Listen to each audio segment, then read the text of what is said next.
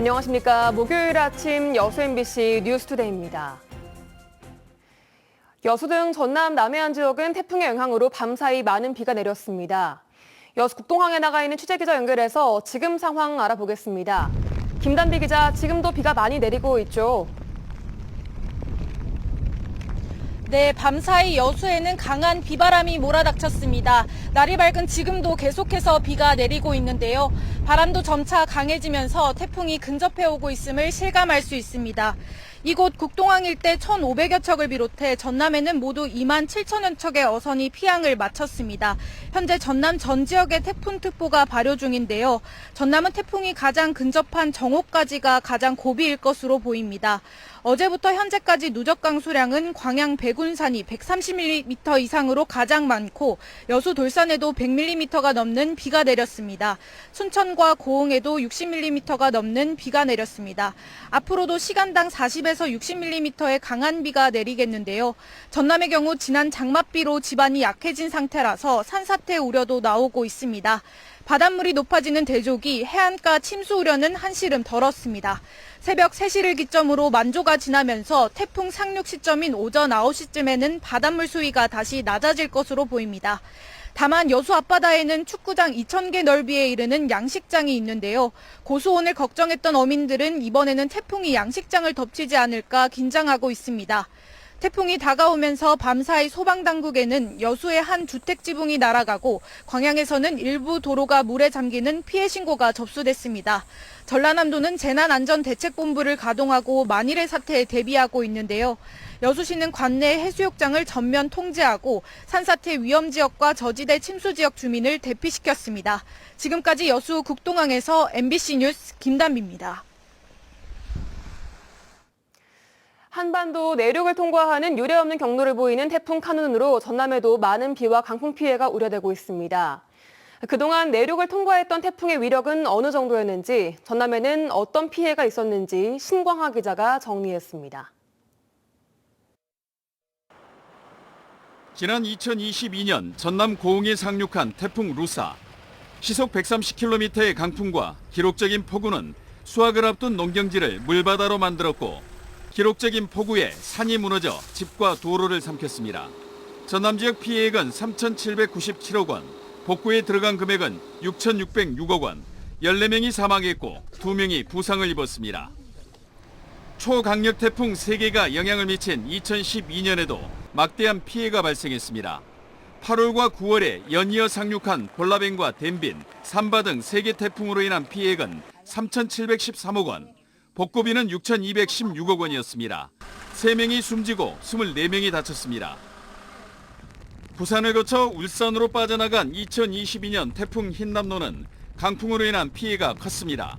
10개 시군에서 720명이 대피했고 27억 원의 피해가 발생해 복구비로 385억 원이 들었습니다.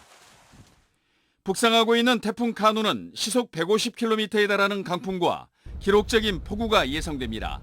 태풍 영향권은 300km, 한반도 내륙을 관통하는 유례없는 경로를 지날 것으로 예보됐습니다. 남해안에 상륙하는 태풍은 기차가 탈선하는 수준의 강풍으로 큰 피해가 예상됩니다. 태풍 카눈 역시 강풍과 많은 비로 전남에 직간접 피해가 발생할 가능성이 높아 긴장감이 커지고 있습니다. MBC 뉴스 신광하입니다. 태풍 카눈 복상으로 순천만 국가정원 일대와 순천만 습지 전체가 임시 휴장합니다. 순천시는 태풍 카눈이 남해안에 상륙해 강풍과 폭우가 예상됨에 따라 어제 오후 6시부터 오늘 오후 1시까지 국제정원박람회장 일대를 모두 휴장한다고 밝혔습니다. 순천시는 기상 상황에 따라 박람회장 휴장을 연장할 수 있다고도 덧붙였습니다. 다음 뉴스입니다. 한동안 잠잠했던 코로나19가 다시 확산세를 보이고 있습니다. 최근 지역에서 하루 평균 4,000명에 가까운 확진자가 발생했는데요. 확산세는 당분간 이어질 것으로 예상됩니다. 임지은 기자입니다. 광주 서구 보건소에 있는 코로나19 선별 진료소입니다. 평일 오후 시간대지만 PCR 검사를 받으려는 시민들의 발길이 꾸준히 이어지고 있습니다. 뚜렷한 증상은 없는데 최근 주변에서 확진자가 늘자 불안감에 검사를 받는 사람들이 늘어난 겁니다. 우리 친구들도 그러고 죽는 줄 알았대요. 죽는 줄 알았다고. 그래서 걱정이 돼서 한번 와봤어요. 평소에는 안 썼는데 이제 그렇게 주위에서 걸렸다 오고 막 그러니까 마스크를 썼죠. 지난 한 주간 광주의 코로나19 신규 확진자는 모두 12,000여 명. 하루에 평균적으로 1,730명씩 감염되고 있습니다. 6주 연속 증가세인데 6월 셋째 주 확진자 추이와 비교하면 무려 3배가량 뛰었습니다. 전남도 사정이 크게 다르진 않습니다. 지난 2일부터 일주일 동안 모두 14,172명의 확진자가 나와 하루 평균 2,000명 넘게 환자가 발생하고 있습니다.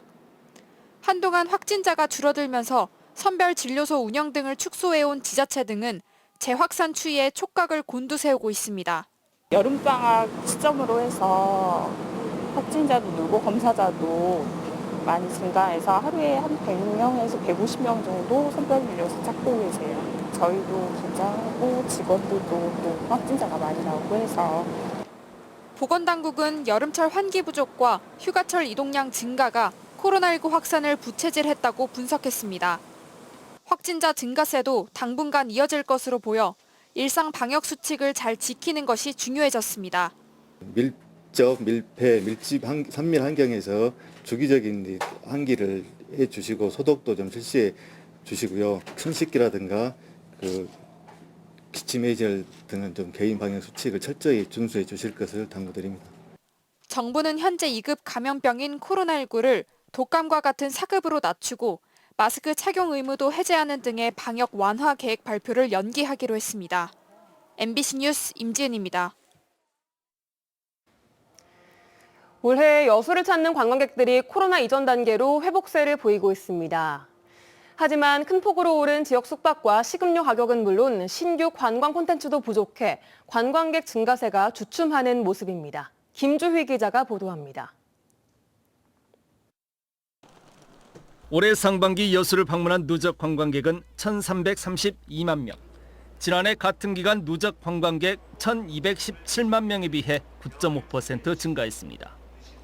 코로나 엔데믹 이후 여수 방문객들이 다시 늘어난 추세지만 그렇다고 긍정적인 신호로 보기에는 무리가 있습니다. 지난해 같은 기간과 비교해 월별 여수 방문객 수가 지난 2월부터 4월까지 반짝 상승세를 보였을 뿐 5월 이후 다시 감소 추세로 돌아선 겁니다.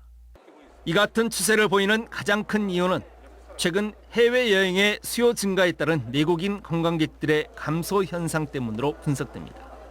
하지만 또 다른 이면을 들여다보면 최근 가파르게 상승하고 있는 지역 숙박과 식음료 물가도 이유가 되고 있습니다. 실제로 여수 고급 숙박업소 하룻밤 숙박비가 최대 100만 원을 넘어설 정도이고 여수 식음료 비용도 가파른 상승세를 넘어 바가지 요금 민원까지 잇따르고 있는 현실입니다. 방문객을 대상으로 실제 설문조사를 실시하고 있습니다. 설문조사가 이제 결과가 이번 주 중으로 그냥 나오게 되는데 이 설문조사 결과를 바탕으로 해서 개선할 것은 개선하고. 여기에 여수 밤바다 이후 이렇다 할 새로운 킬러 콘텐츠를 내놓지 못하면서 방문객들의 발길을 붙잡지 못하고 있습니다.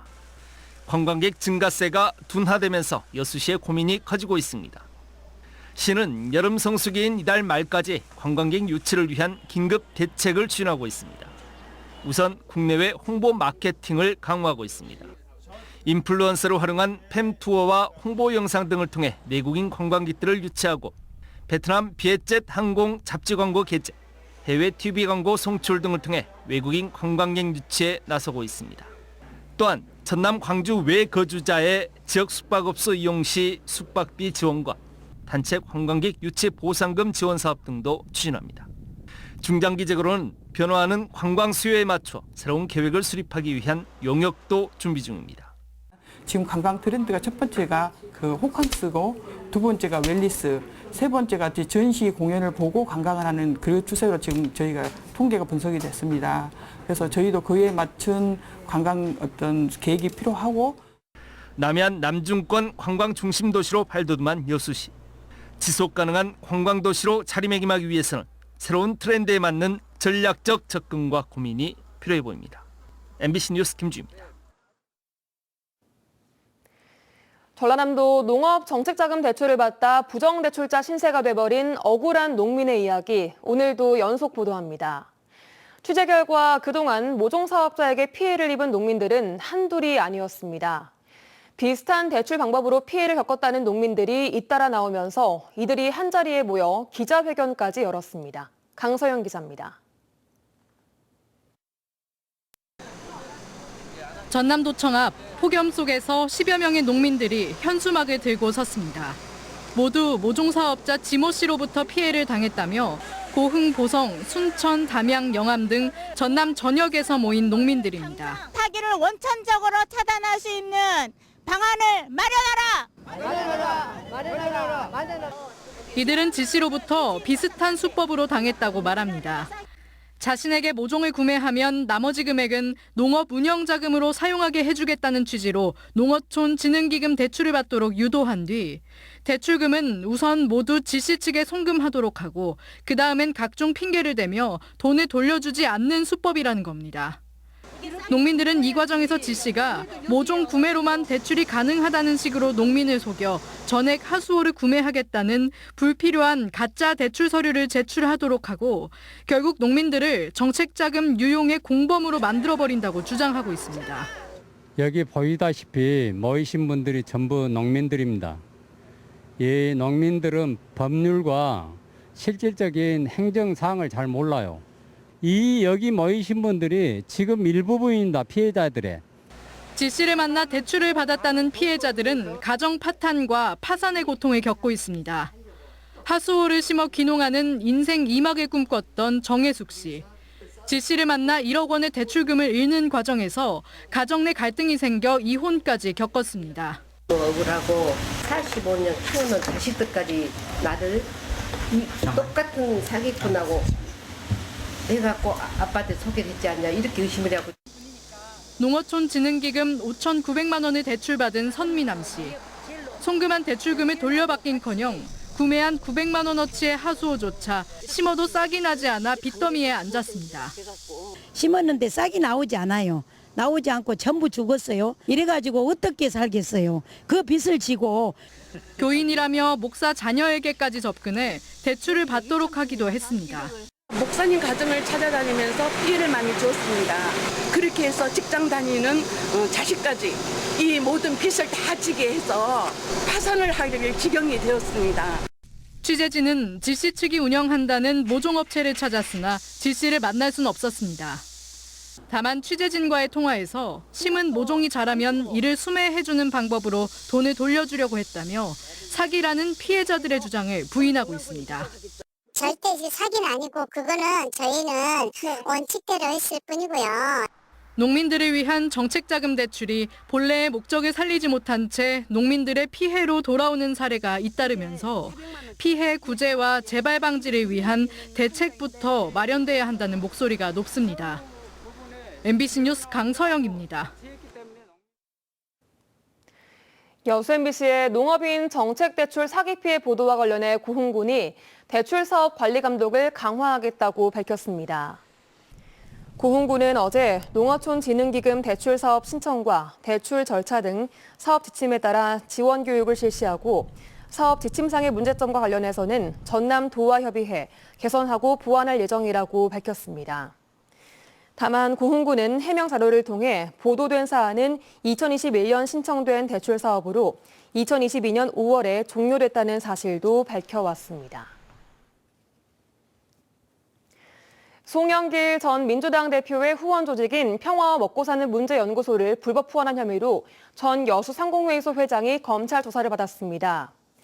서울중앙지검 반부패 수사 2부는 그제 박용하 전 여수상공회의소 회장을 상대로 먹사연에 수억 원을 후원한 경위와 후원에 청탁이나 대가가 있었는지 등을 조사한 것으로 전해졌습니다. 여수상공회의소는 박 전 회장의 재직 시기에 먹사연에 총 8천만 원을 기부금 등 명목으로 지출했으며 박 전 회장은 자신이 운영하는 업체 등을 통해 2억 5천여만 원을 기부한 것으로 확인됐습니다. 여수 두르겨 미군 폭격 사건 희생자 추모비가 남면 화태공원에 세워졌습니다. 여수시는 어제 유족과 진실화해 과거사 정리위원회 관계자 등이 참석한 가운데 두르기어 미군 폭격 사건 희생자 추모비 제막식을 가졌습니다. 두르기어 사건은 한국전쟁이 한창이던 1950년 8월 9일 남면 횡관도와 금오도 주변 두르기어 해상에서 조기를 낚던 어선을 향해 미 공군이 폭격한 사건으로 10명 이상이 희생됐습니다. 순천 철쭉이 전국 최초로 특허청의 지리적 표시 단체 표장에 등록됐습니다. 철쭉은 조경수 생산 농가들의 주요 수입원 중의 하나로 순천 지역은 철쭉류가 생장하기 알맞은 지리적 특성을 가진 지역으로 2021년 기준 국내 철쭉 생산량의 80%를 차지하는 국내 최대 철쭉 생산지입니다. 지리적 표시 단체 표장은 해당 지역의 특산물과 문화유산, 자연경관 등 지리적 특성과 가치를 공인하는 중요한 인증 기준입니다.